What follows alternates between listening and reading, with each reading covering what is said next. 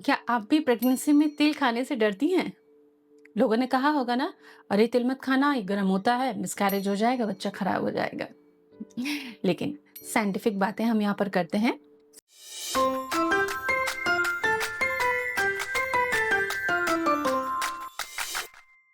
तो आज हम जानेंगे साइंटिफिकली क्या प्रेगनेंसी में तिल खाना चाहिए, नहीं खाना चाहिए, इसके क्या प्रभाव होते हैं, फायदे, नुकसान, हर चीज एंड डोजेस की भी बात करेंगे। तो साइंटिफिक समझ आपको होनी चाहिए। आप माँ बनने वाली हैं, तो आपको क्या खाना है ये आपको बहुत अच्छे से पता होना चाहिए, क्योंकि बेबी के ग्रोथ की बात है। उसके लिए हमें प्रॉपर नॉलेज होना ज़रूरी है। आप सभी का स्वागत है यूट्यूब मॉम चैनल पर। चैनल को सब्सक्राइब करें। Postpartum care and baby care के वीडियोस भी अवेलेबल हैं, आप उनको ज़रूर देखें और अपनी प्रेगनेंसी के बाद के सफ़र को सुखद और आसान बना सकते हैं। भाई सर्दियों में तो लोग तिल खाते ही हैं, लेकिन गर्मियों में और बाकी टाइम कौन तिल खाता है? जिनको स्वस्थ रहना है ना, वो समझदारी से ज़रूर खाते हैं हर मौसम में। तो देखिए, तिल जो है कैल्शियम का भंडार है। इतना ही नहीं, उसमें गुड फैट भी है जो बेबी ब्रेन डेवलपमेंट के लिए बहुत जरूरी होता है। फाइबर भी है जो आपकी कब्ज से आपको बचाता है। आइए सिस्टमेटिकली समझते हैं इन चीजों को कि तिल में क्या है, क्या फायदे हैं तिल के। सबसे पहले, तिल कैल्शियम का भरपूर स्रोत है। भरपूर कैल्शियम होता है इसके अंदर, कहते हैं ना दूध से भी ज्यादा कैल्शियम होता है। तो ये जुमला सही है कि तिल में दूध से भी ज्यादा कैल्शियम होता है।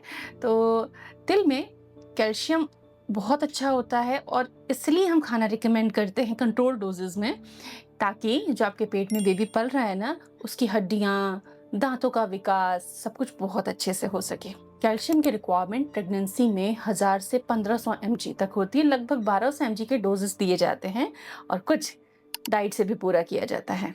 तो आप तिल खा सकती हैं, लेकिन वीडियो को पूरा देखें ताकि तरीके समझ सके जो सेफ हैं। ड्यूरिंग प्रेगनेंसी ही नहीं, जब आप बच्चे को दूध पिला रही हैं, फीडिंग नर्सिंग मॉम हैं, तब भी आप तिल जरूर खाएं, क्योंकि स्टडीज में देखा गया है कि माँ के शरीर में पोषण की कमी चाहे कितनी भी हो, ब्रेस्ट मिल्क में कमी नहीं रहती। माँ की बॉडी से लीच आउट, सकअप होके न्यूट्रिशन दूध में जाता है। अल्टीमेटली आप कमजोर हो जाएंगी। तो आपकी हड्डियों के स्ट्रेंथ के लिए आपको तिल जरूर खाना चाहिए, जिससे कि आपकी मजबूती बनी रहे और बच्चा ही तंदुरुस्त ना हो, आप भी तंदुरुस्त रहें। दूसरी जो खास चीज है, हेल्दी फैट एंड प्रोटीन। तिल में हेल्दी फैट एंड प्रोटीन होता है। ये पेट में पल रहे बच्चे के विकास में तो हेल्प करता है, ब्रेन एंड मसल डेवलपमेंट में, लेकिन साथ ही माँ के एनर्जी लेवल्स को भी इम्प्रूव करता है। आप जल्दी थकती नहीं है, आपका एनर्जी लेवल अच्छा रहता है। तिल के अंदर आयरन एंड फॉलेट पाया जाता है, तो एनर्जी लेवल्स को बनाए रखने के लिए खून तो शरीर में बनाना होगा, इसके लिए भी तिल हेल्पफुल है। फाइबर से भरपूर है, इसलिए आपको कब्ज में हेल्प करेगा, ये कब्ज कम रखेगा। लेकिन इतना ही नहीं, इसमें मैग्नीशियम और जिंक भी भरपूर मात्रा में होता है, तो ये कैल्शियम एब्जॉर्प्शन में, साथ ही मसल्स में जो स्टिफनेस रहती है उसको दूर करने में और इम्यूनिटी को बढ़ाने में भी हेल्पफुल होता है। तो ये तिल के इतने सारे फायदे हैं।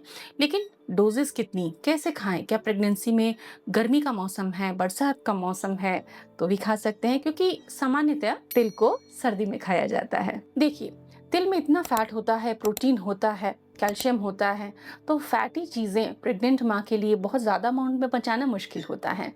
तो डोजेस को अगर हम देखते हैं, तो एक दिन में प्रेग्नेंट माँ 1 चम्मच तिल कभी भी किसी भी मौसम में खा सकती है। खाली पेट नहीं खाना चाहिए। तिल खाने का भी एक तरीका है।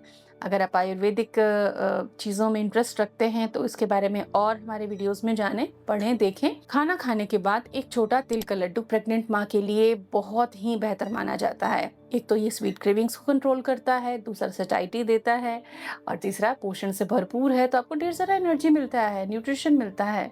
तो खाना खाने के बाद, लंच के बाद एक तिल का लड्डू आप हर मौसम में खा सकती हैं, लेकिन बहुत ज्यादा क्वांटिटी में आप किसी भी मौसम में ना खाएं, चाहे सर्दी हो चाहे गर्मी हो। तो आज की डाइटिशियन टिप है कि तिल को लड्डू के फॉर्म में ही नहीं, सैंडविच पे स्प्रेड करके, स्प्रिंकल करके, चीले में स्प्रिंकल करके, चटनी बनाकर, ड्राई पोड़ी चटनी इत्यादि में आप इस्तेमाल कर सकती हैं।